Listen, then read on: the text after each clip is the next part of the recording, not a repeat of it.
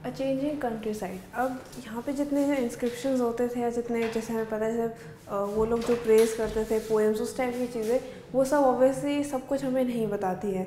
जो वो obvious most of them were obviously influenced by the Kings जो rule कर रहे थे उस टाइम में, जो उनसे बनवा रहे थे। तो हमें कैसे पता चलेगा कि जो उस टाइम की जो पॉपुलेशन थी उनके क्या व्यूज़ थे।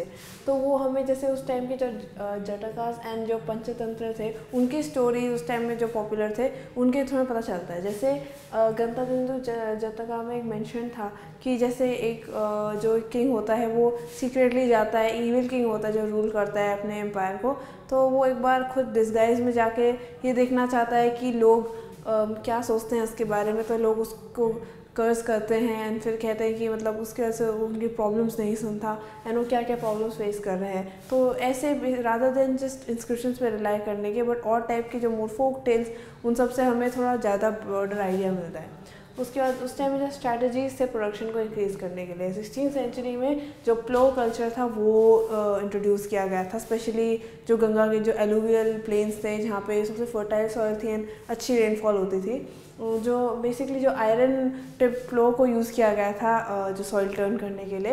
बट ये सब एग्जैक्टली पूरे मतलब उस टाइम में हर जगह यूनिफॉर्मली इम्प्लीमेंट नहीं किया था। जो सेमी एरिड रीजन्स थे जो पंजाब राजस्थान उस साइड के, तो वहाँ पे 20वीं सेंचुरी तक ये चीज़ नहीं इम्प्लीमेंट की गई थी। एंड जो हिली रीजन्स में एक्चुअली जो इस टाइप का आयरन वाला जो फ्लो कल्चर है वो सूट नहीं करता, तो उनका इंस्टेड जो हो से वो कल्टिवेट करते थे वो वाला कल्चर यूज़ किया गया था।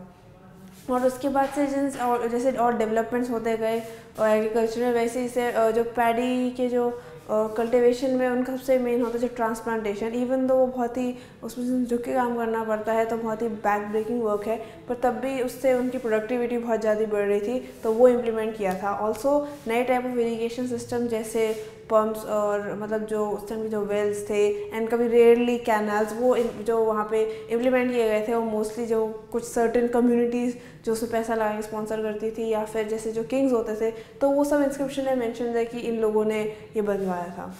अब डिफरेंसेस इन रूरल सोसाइटी।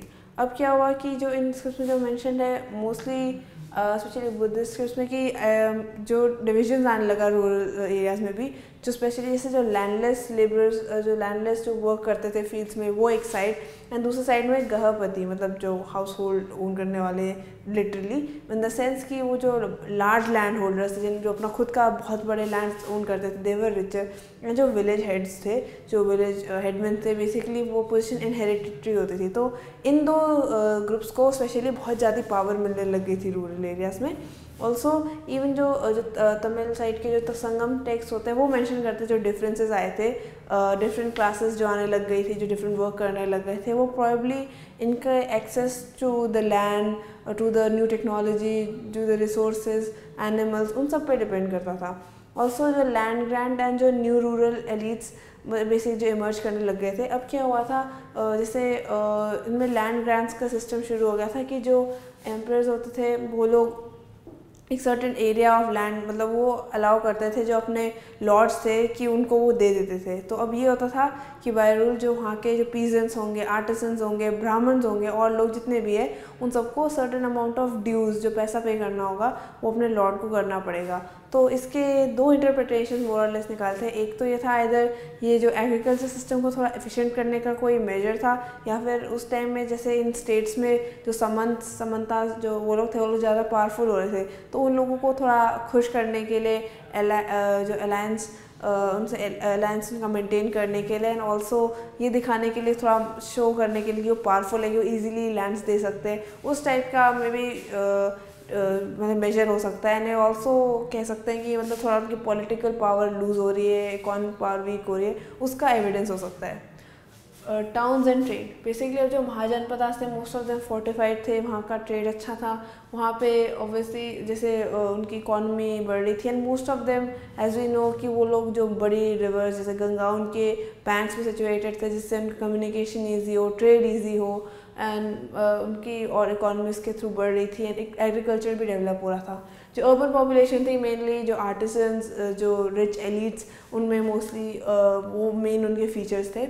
वहाँ पे जैसे जो अभी जब एक्सकवेशन से जो पता चला, जैसे हड़प्पन एम्पायर, हड़प्पन सिविलाइजेशन में था कि जैसे जो आर्ट पॉटरी, आइवरी, उस वेपन्स, उस टाइप की चीज़ें जो सब पाई गई थी, वो सब भी वहाँ पे है, जो ऑब्वियसली जो आर्टिसंस ने बनाया है और जगह से मटेरियल लाके। एंड ऑल्सो वहाँ पे शॉर्ट इंस्क्रिप्शंस के मतलब कलेक्शंस पाए गए थे। मोस्ट ऑफ देम जैसे जो वहाँ के जो लोग वहाँ पे जिस टाइप के ऑक्यूपेशन कर रहे थे उनका डिटेल्स लिखते हुए, तो वो सब भी हमें अवेलेबल हैं। जैसे वहाँ पे आर्टिसंस थे, वॉशरमैन थे, नॉर्मल ट्रेडर्स, उस टाइप के सारे इन्फॉर्मेशन हमें वहाँ के जो इंस्क्रिप्शन से पाए गए हैं।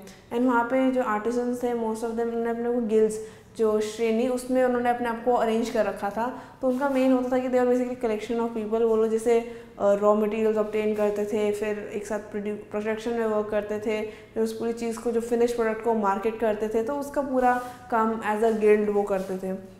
And probably there is an evidence कि उन्होंने आयरन स्टूल का यूजेज जो एलिट्स के लिए जो सामान बनाने के लिए उनके लिए यूज़ किया गया था। ऑल्सो अब जो रूट्स अब आने लग गए थे, अब मेनली ये था जैसे all over Asia and even जो बे ऑफ बंगाल, अरेबियन सी, उन सब में भी जो उनके सी रूट्स वो सब जो डेवलप होने लगे थे और एरियाज़ के साथ, वो सब जो रूलर्स थे उन लोगों ने कंट्रोल करने की कोशिश की थी इन सपोजली एक्सचेंज फॉर प्रोटेक्शन, तो जिससे वो अपना कंट्रोल दिखा सके। अब उस टाइम में जो इनिशियली जो लोग स्टार्ट आउट हुए थे ट्रेड करना, वो लोग मोस्टली पेडलर्स थे, जो काफ़ी बार रिस्की ट्रेड्स में पार्टिसिपेट करते थे। मतलब उनके बहुत दूर जाना होता था, डेंजरस रूट्स हो सकते थे, बट ये था कि प्रॉफिट बहुत ज़्यादा थे। तो कुछ लोग सक्सेसफुल हुए एंड वो काफ़ी चीज़ें जैसे salt, clothing, metal ores, raw material, ऐसे टाइप की चीज़ें भी एक ट्रेड करना शुरू हो गए। एंड काफ़ी बार जैसे साउथ इंडिया से स्पेशली रोमन एम्पायर की ओर जाया करता था उस टाइम में, क्योंकि जैसे वहाँ पे स्पाइसेस का, जो इंडियन स्पाइसेस होती थी, उसका बहुत डिमांड होता था। अब कॉइन्स एंड किंग्स, कॉइनेज इस सेंचुरी में काफ़ी ज़्यादा मतलब प्रोमिनेंटली आने लगा था। 6th सेंचुरी ऑनवर्ड जो पंच मार्क, मतलब जो छेद करके जो गोल्ड एंड सिल्वर कॉइन्स थे वो आने लग गए थे। It was basically start by Kushanas, जिन्होंने 1st सेंचुरी BC से 1st सेंचुरी CE तक रूल किया था। 1st सेंचुरी CE के लास्ट में उन लोगों ने कॉइन्स इस्तेमाल करने शुरू किए थे। And even as an evidence जो ट्रेड हो रहा था, तो सिमिलर कॉइन्स जो रोमन एम्पायर वाले वो साउथ इंडिया में भी पाए गए थे।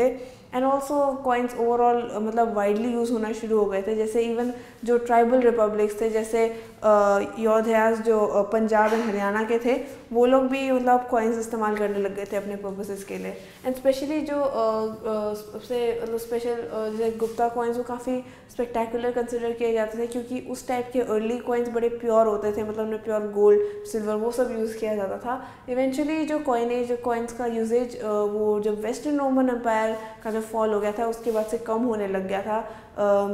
ऑल्दो अभी भी स्पेकुलेट किया जाता है कि मे बी इस बिकॉज की सर्कुलेशन में कम थे, या फिर सिंस वो कम हो रहे हैं तो लोगों ने ज़्यादा होल्ड करना शुरू हो गया कि उसकी वजह से कम हो गए। We clearly do not know. अब जो डिसाइफरिंग द स्क्रिप्ट, अब जो डिसाइफर मेनली जो एज वी नो कि उन्होंने किया था, तो मेनली ब्राह्मी एंड खरोश थी। ब्राह्मी को उन्होंने जो डिसाइफर करने के लिए जितने जो आए थे रिसर्च करने के लिए, उन लोगों ने मेनली जो इंडियन पंडित्स होते हैं, जो देवनागरी स्क्रिप्ट्स बेसिकली, उसके थ्रू उन्होंने सिमिलैरिटीज़ एंड उसके थ्रू मतलब रिलेट करने की कोशिश की, तब जाकर उन्होंने Brahmi script as we know Prinsep ने अपने डिसाइफर किया था। और जो खरोश के केस में इंडो ग्रीक कॉइन्स पाए गए थे, तो उसमें जो इंस्क्रिप्शंस होती थी उसको भी उन्होंने नए मॉडर्न लेटर्स से उनसे कंपेयर करके उन्होंने ऐसे डिकोड किया था। इवेंचुअली इसी तरीके से और चीज़ें भी डिकोड की गई थी, जैसे कुछ केसेस में से सिमिलैरिटीज़ को ड्रॉ करके वैसे करके ओवरऑल डिकोडिंग की गई थी। अब इनकी भी इंस्क्रिप्शंस की भी लिमिटेशंस ये होती है कि उसमें सब कुछ नहीं होता। जैसे पहले मेंशन किया था, जैसे जो स्टोरीज़ होती है जो लोगों की हमें नहीं पता होती, वो काफ़ी बार इंस्क्रिप्शंस में नहीं पाई जाती है। एंड काफ़ी चीज़ जो हमें इंपॉर्टेंट लगती है, क्या पता उन्होंने नहीं लिखी हो, तो उस केसेस में सब कुछ नहीं है कि हमें इंस्क्रिप्शन में कम्प्लीटली रिलाई करना चाहिए। So this is how basically the impact of how we could study through inscriptions the whole history of early empires, and that's all for this topic. Thank you.